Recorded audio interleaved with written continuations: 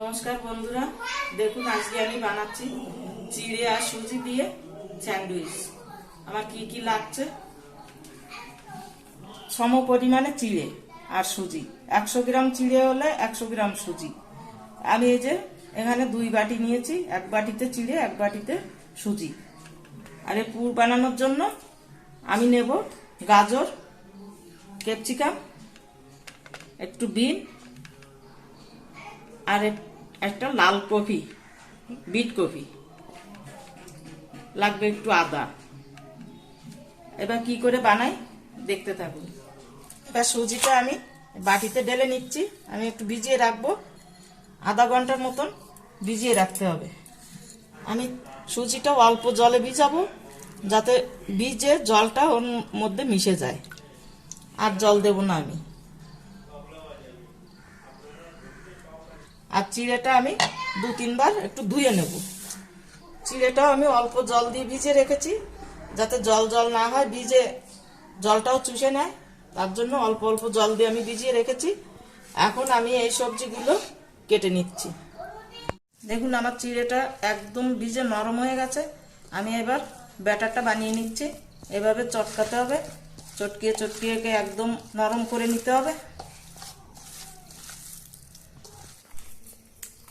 দেখুন আমার চিড়েটা চটকানো হয়ে গেছে, কোনো জায়গায় কোনো গোটা নেই, পুরোটাই একেবারে ভাত যেমন চটকালে নরম হয়ে যায় তেমনই নরম হয়ে গেছে। এবার দিয়ে দিচ্ছি আমি 50 গ্রাম দই, টক দই। টক দই দিয়ে আমি ভালো করে মেখে নিয়েছি। এবার দিয়ে দিচ্ছি যে সুজিটা ভিজিয়ে রেখেছিলাম, সেই সুজিটা। এবার দিচ্ছি স্বাদ মতো একটু নুন, আর দিচ্ছি চিনি। আমি একটু চিনি বেশি দিচ্ছি, কারণ টক দই দেওয়া আছে। চিনিটা একটু বেশি দিলে স্বাদটাও বেশি ভালো হবে। আমি 1.5 চামচ চিনি দিয়ে দিলাম। এবার আমি ভালো করে মিশিয়ে নেব। একটু দুধ গরম করে রেখেছি, হালকা গরম আছে, আমি সেইটা এর মধ্যে দিয়ে দিচ্ছি।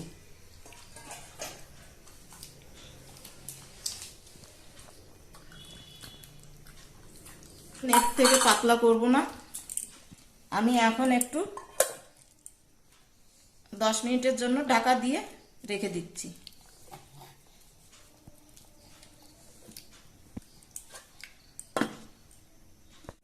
সবজি সব কাটা হয়ে গেছে।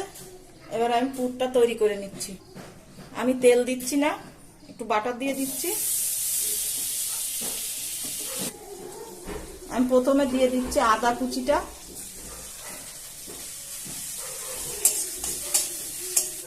দিয়ে দিচ্ছি লঙ্কা কুচি, দিচ্ছি সবজিটা আমি ঢেলে দিয়ে দিচ্ছি। সবজিটা দেখুন গ্রেট করে নিয়েছে, ছোট ছোট, খুব ছোট ছোট করে নিয়েছে। এতে বাছতেও বেশি সময় লাগবে না। আমি একটু ঢাকা দিয়ে দিচ্ছি, আঁচটা কম করে দিয়ে একটু ঢাকা দিয়ে সিদ্ধটা করে নিচ্ছি। আমি দিয়ে দিচ্ছি স্বাদ মতো একটু নুন। আমার হয়ে এসছে। আমি একটু আলু সিদ্ধ করে গ্রেট করে নিয়েছি। এখন আমি এটা এর মধ্যে দিয়ে দিচ্ছি।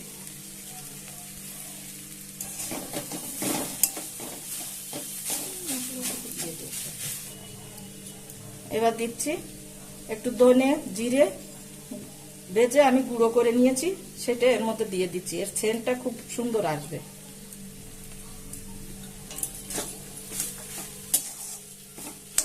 আমার পুরটা রেডি হয়ে গেছে, আমি এটা নামিয়ে নিচ্ছি। আমি 2 পাত্রে অর্ধেক অর্ধেক ভাগ করে নিয়েছি। আমি ইনোটা একবারে দেব না। এবার আমি দিয়ে দিচ্ছি 1 প্যাকেট ইনো, অর্ধেকটা এখন দিয়ে দিচ্ছি।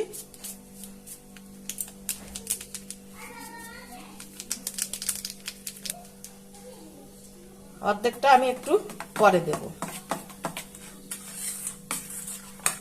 ভালো করে মিশিয়ে নিচ্ছি।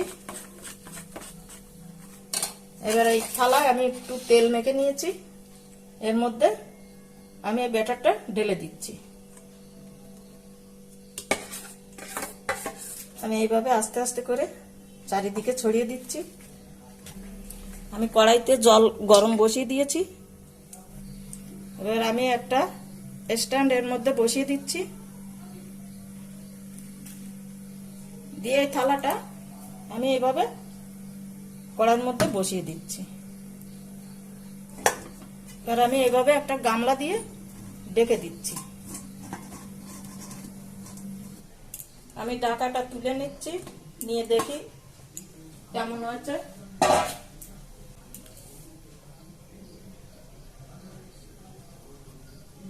দেখুন হাতে লাগছে না, এটা হয়ে গেছে।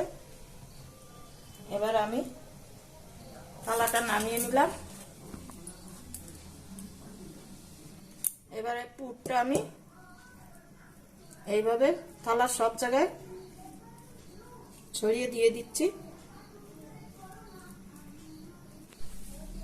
দেখুন পুরটা আমি সব জায়গায় সমান করে বসিয়ে দিয়েছি। এবার এই যে বাকি ইনোটা ছিল, এই ইনোটা আর এই যে বাকি যে ব্যাটারটা ছিল এর মধ্যে এবার আমি এটা পুরোটাই দিয়ে দিচ্ছি। এটাও আমি ভালো করে এইভাবে মিশিয়ে নিচ্ছি। এবার এই ব্যাটারটাও আমি উপর দিয়ে এইভাবে দিয়ে দিচ্ছি।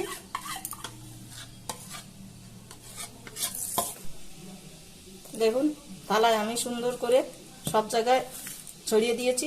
এবার আবার আমি কড়ার উপরে বসিয়ে দিচ্ছি।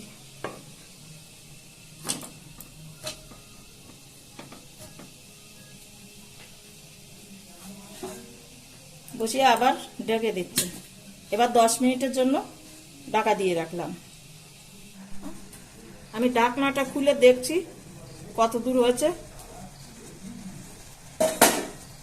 বাহ, সুন্দর হয়েছে। দেখুন ফুলে থালাটা একেবারে ভরে গেছে। দেখুন হাতে মাখছে না, এটা হয়ে গেছে। আমি এবার গ্যাসটা অফ করে দিচ্ছি। এটা একটু ঠান্ডা হওয়ার জন্য আমি অপেক্ষা করব। দেখুন আমি এই থালা থেকে এই থালায় উল্টে দিয়েছি। এবার আমি কেটে নিচ্ছি।